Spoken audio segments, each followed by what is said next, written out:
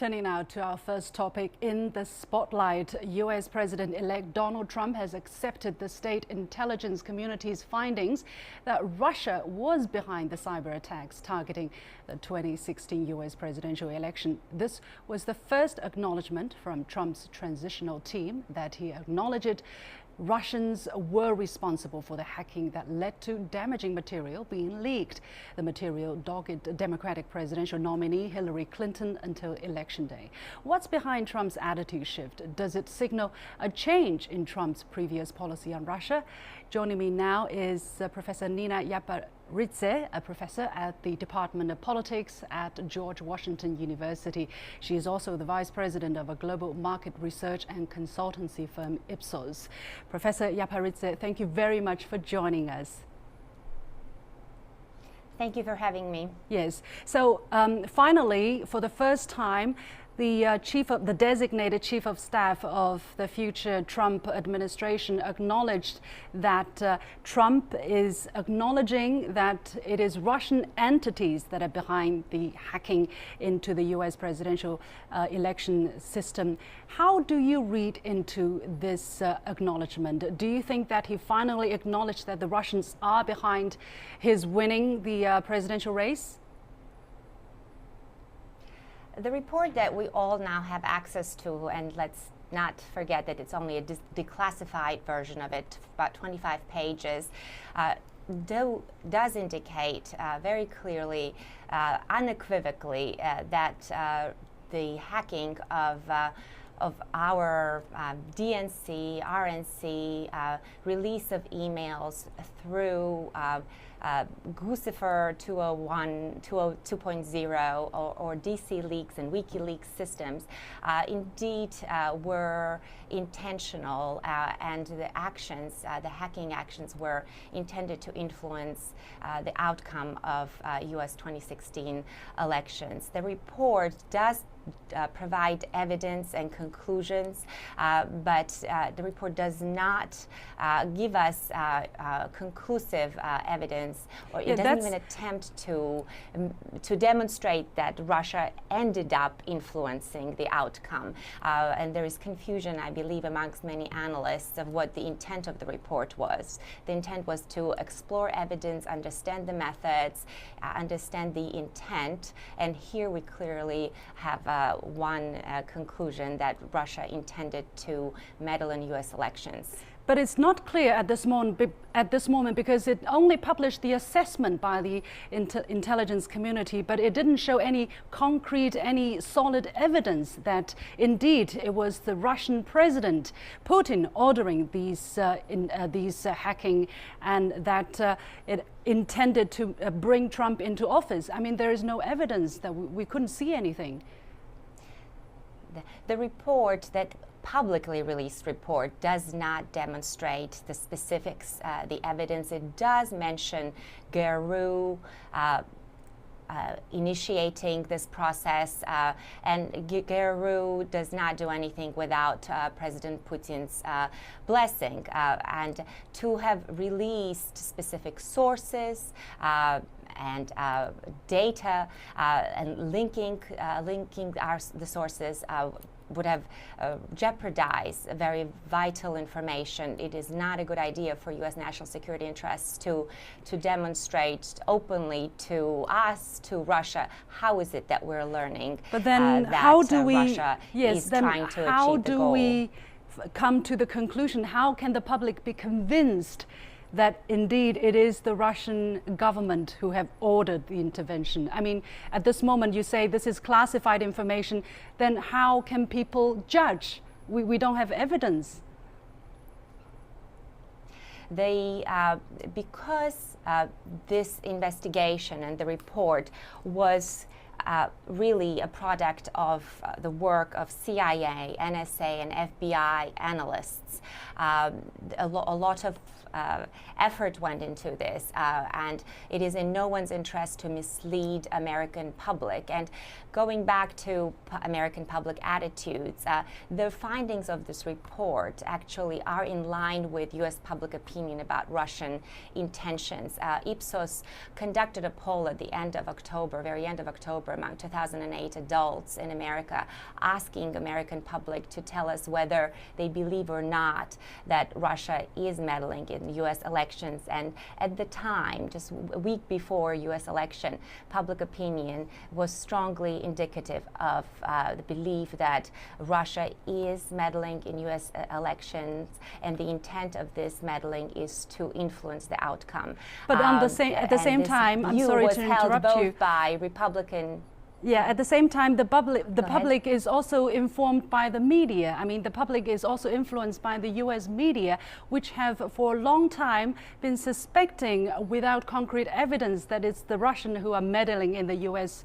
presidential race. And actually, we also have somewhat an unofficial poll, which is conducted by CNBC journalist John Howard, which is known to be a Hillary Clinton supporter. He set up a poll on Twitter asking, who do you believe, America and WikiLeaks or U.S. intel officials? And the result showed that 83% supported WikiLeaks, while only 17% stood behind U.S. intelligence officials. I mean, this poll, of course, is not statistically representative, but that paints a picture of the kind of general sentiment. How do you read into this public anger that, you know, people cannot trust the intelligence agency? By the way, the intelligence agency also made very big mistakes in the past, for instance, concerning information about the weapons of mass destruction in Iraq.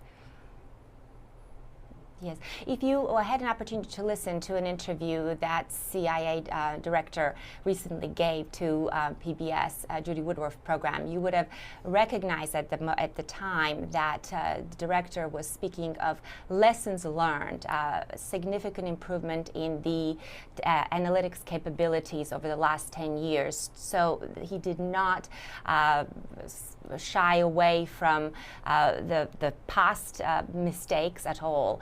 And agencies grow, agencies learn. And in this case, if you listen to any of those comments that were given by CIA director or other officials that were interviewed about this affair, you will see that everyone speaks of, with single voice, no doubt that Russia officials intentionally interfered with, attempted to interfere and influence public opinion. The fact that WikiLeaks was the source and the American public trusts this source, you know, this is actually shows how witty Russia's officials are today by releasing these illegally obtained emails to WikiLeaks to influence public opinion. They know that public opinion. We have to leave it there, Professor. It was really brilliant. Yeah, Professor Japaridze, I have to leave it there. Thank you very much.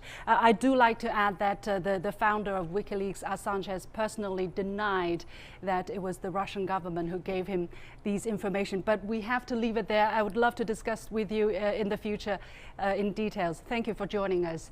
That was Professor Japaridze from George Washington University. We'll take a short break and we'll be right back to talk to a Russian expert on the same subject.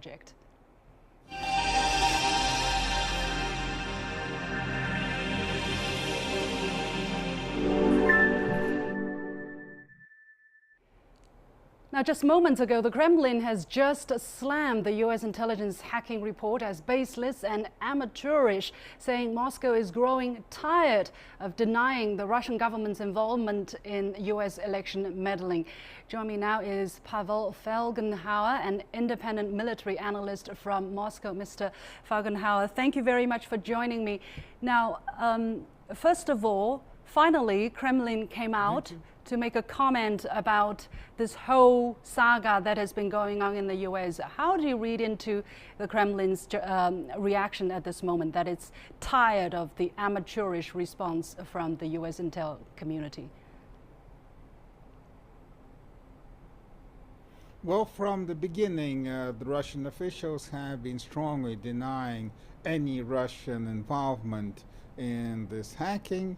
And of course, they also point out that the redacted version of the report does not have any kind of real evidence about Russian involvement, only conclusions. And since the full report will continue to be classified, so this is becoming kind of a factor of faith, who believes in what.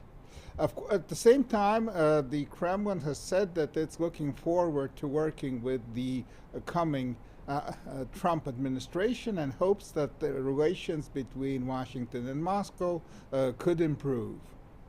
Yes, however, it is suspicious. I mean, given the kind of cozying up between Trump and Putin, it is difficult to imagine that the Russian government, led by Putin, does not have an interest in Trump winning the White House.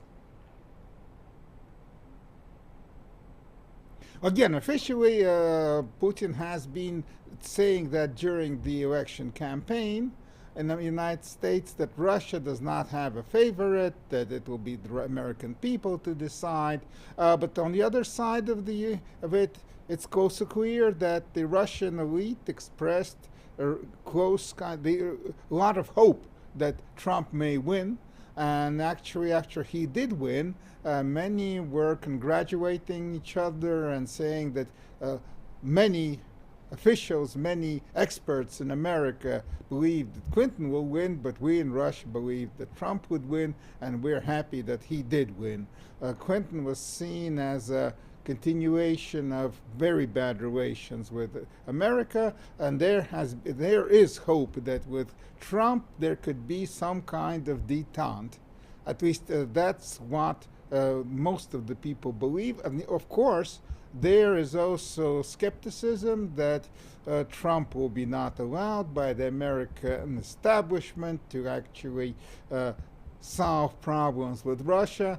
And I would say that there are vested interests in Moscow and in Washington that don't want to see a true detente happening. So this is going to be a very much uphill job to try and promote a kind of bromance between Trump and Putin, even if they both want that to happen. Yeah. How do you react, however, to the earlier announcement by the head of the Trump transition team, Mr. Pribas, saying that Trump has acknowledged that it is Russian entities that are behind the hacking? How do you react to this acknowledgement? Supposedly the first time by the Trump administration? Well, the Trump administration, as it's forming right now, is going to be a mix of very different people coming from different origins and with different ideas and representing different vested interests. It's going to be very split. There are those who, like Michael Flynn, the national security advisor, who believes that America's main adversary are radical Islamists and that Russia is a potential ally. And there is the Republican establishment, like the upcoming chief of administration, who was the chairman of the Republican National Committee and part of the Republican establishment, who are actually rather anti-Russian. So it's going to be a rather mixed administration, and Trump will be getting signals from very different signals from different top officials, and what he will actually decide and how coherent will be the American foreign policy under Trump, that's right now an open question. Yeah. How do you look at the kind of accusation from the U.S. intelligence community that it was not only the Russian government that ordered the hacking into the U.S. election system, but also they employed a whole range of other tools, including propaganda, including fake news, such as the TV channel RT.